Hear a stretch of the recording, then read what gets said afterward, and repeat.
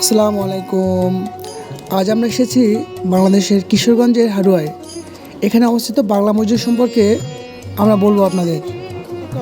সুউচ্চ মিনার, সবুজ গম্বুজ বিশিষ্ট তিনতলা মসজিদটি বাংলাদেশের অন্যতম সুন্দর।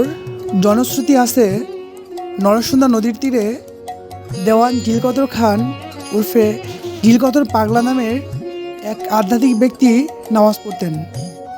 তার নামানুসারেই মসজিদের নাম হয় পাগলা মসজিদ।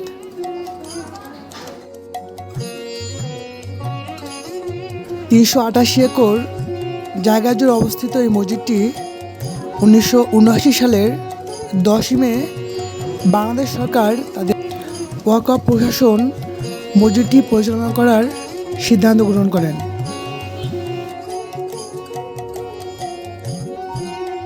প্রায় ২৫০ বছরের পুরনো এই আধ্যাত্মিক মসজিদটি বাংলাদেশের ইতিহাস, ঐতিহ্য, সংস্কৃতিকে আঁকড়ে ধরেছে।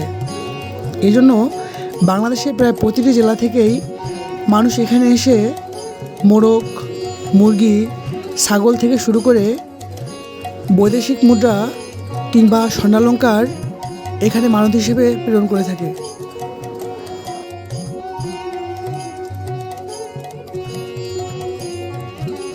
যে কারণে এই মসজিদ প্রাঙ্গণে যেসব দোকান রয়েছে তার মধ্যে অধিকাংশ দোকানই হচ্ছে মানতের জিনিসপত্র দিয়ে পরিপূর্ণ।